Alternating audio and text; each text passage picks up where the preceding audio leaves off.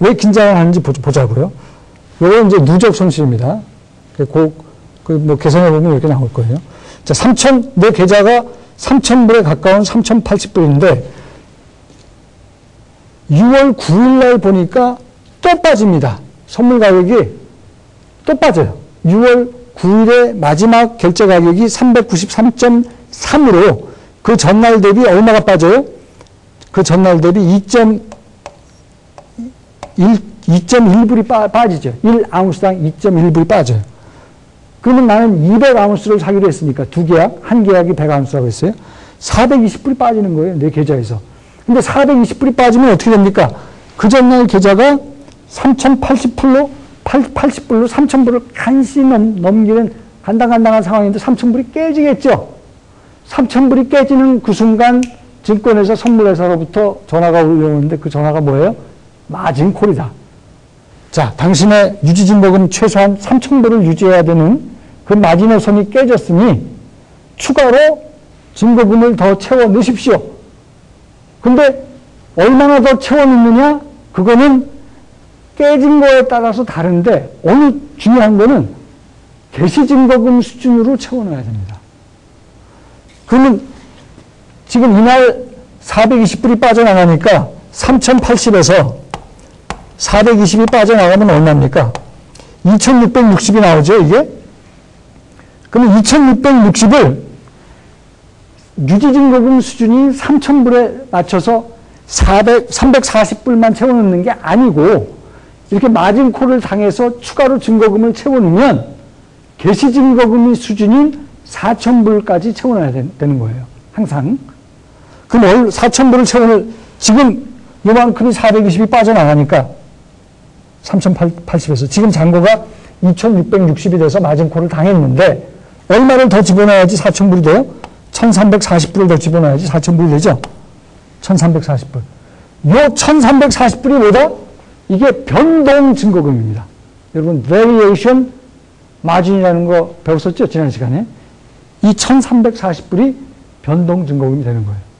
이걸 채워넣으면은 이제 그 다음날 잔고가 어떻게 돼요? 4,000불이 되는 거죠. 그런데 그 다음날 잔고가 정확히 4,000불로 안 떨어지는 이유는 왜 그래요? 그날 또 일일 정산을 했기 때문에 그래요. 그러니까 이날 일일 정산을 받아서 2,660불인 것을 4,000불 수준인 1,340불을 집어넣어서 이게 변동증거금이고 이때 유지증거금 3,000불이 깨진 거죠. 그때 마진콜을 당하고 개시증거금 수준 4,000불로 맞추기 위해서 1,340불을 추가로 더 집어넣어야 되고 그러면 이제 4,000불이 채워진 건데 그 다음날 보니까 어떻게 돼요? 6월 10일 날 선물 가격이 올랐죠? 전날 대비 0.3불 올랐어요. 그죠? 아운스당. 이거를 아운스로 발음을 합니다. 아운스당. 근데 나는 200아운스를 사기 때문에 60불이 내 계좌로 들어오는 겁니다. 그래서 내 계좌 잔고가 4,000불 플러스 60불에서 4,060불이 되는 거예요. 자, 이 예제를 통해서 여러분들이 일일 정산을 어떻게 하는지를 잘 이해하시기 바라고 플러스 개시증거금, 유지증거금, 변동증거금의 개념을 확실히 이해를 해 주시기 바랍니다. 그 다음에 이거는 뭐 그렇게 중요한 내용은 아닌데요.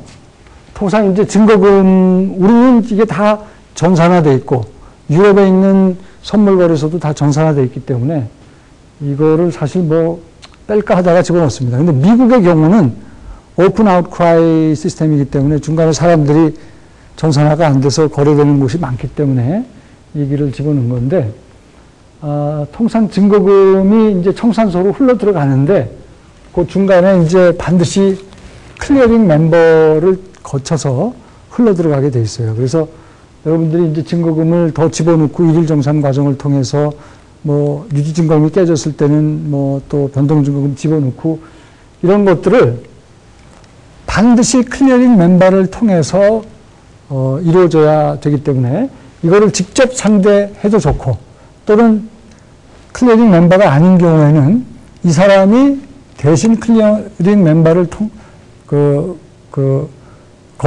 상대를 해서 그래서 여러분 증거금 계좌 처리가 되도록 그렇게 되어 있습니다. 이거는 근데 뭐 그렇게 크게 중요하지 않으니까 그냥 가벼운 마음으로 이 부분을 읽어보시면 될 것 같아요. 그 다음에 이제 그 선물 거래를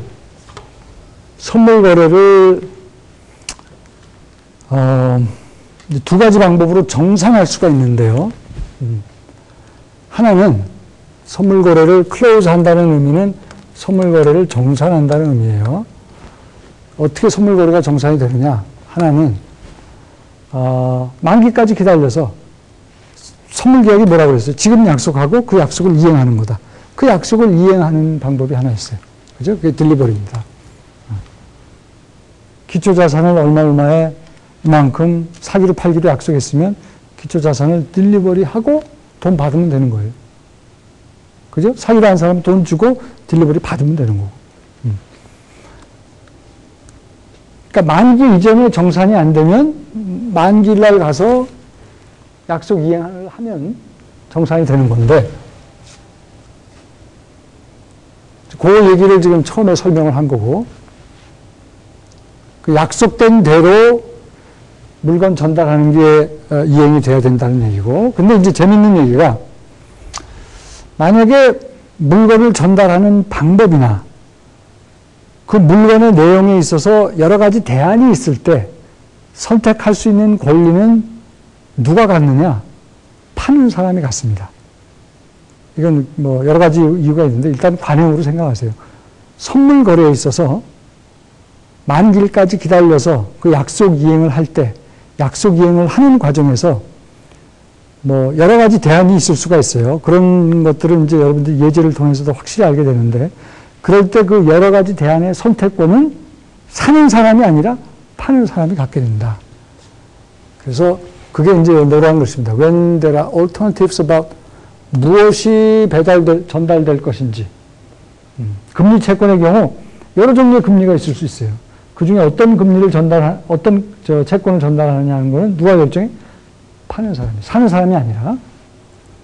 그 다음에 어디서 전달할지, 언제 전달할지. 그 채권 선물은 만기일이 통상 정해지지 않고요. 만기 월만 정해져 있어요. 그러면 한 달 중에 아무나 선택해서 약속 이행하면 되는 거예요. 만기 월만 정해져 있으니까. 그럼 그 중에 어떤 날을 선택하느냐는 누구 마음이다? 사는 사람이 아니라 파는 사람 마음이다. 오케이? 그 다음에 이제 이것도 이제 나중에 한번 또 나올 텐데요. 선물 계약은 만기까지 기다려가지고 약속 이행을 할 때, 통상은 그 기초자산을 실제로 전달해주고 돈 받고, 돈 주고 전달받으면 끝나는데, 기초자산을 주고받지 않고 그냥 현금으로 정산하는 그런 거래들이 있습니다. 그런 것들이 대표적인 게 주가지수 거래고, 주가지수 선물, 그 다음에 유로 달러 선물인데, 이 얘기는 나중에 또 나오니까, 그냥 가볍게 여기서 설명하고 넘어가겠습니다. 그 다음에 이제 대부분의 선물들은 만기 이전에 반대 매매에 의해서 정리가 됩니다. 만기일까지 안 기다리고 만기일 이전에 반대 매매에 의해서 정리가 돼요. 그것을 offset 또는 offsetting trade 또는 reversing trade라고 합니다. 이건 우리나라 말로 반대 매매입니다. 반대 매매. 반대 매매. 그러니까 내가 선물 계약을 5계약 사기로 했다. 그러면 만기일까지 기다려서 그 약속대로 이행하는 방법이 하나가 있고, 빠져나오는 방법이 두 번째로는 만기일 이전에 5계약 사기로 했으면 반대 매매에 의해서 offset 또는 offsetting 또는 reversing trade 다 같은 뜻이에요. 반대 매매에 의해서 5계약 사기로 했으면 5계약 파는 주문을 넣어요. 그러면 플러스 5계약 사는 거 플러스 5, 5계약 파는 거 마이너스 5로 해서 네트로 제로가 되거든요. 반대 매매에 의해서 내 포지션이 제로가 됩니다. 그러면 만기까지 기다릴 필요가 없어요. 내 포지션이 하나도 없어지는 것이 되니까.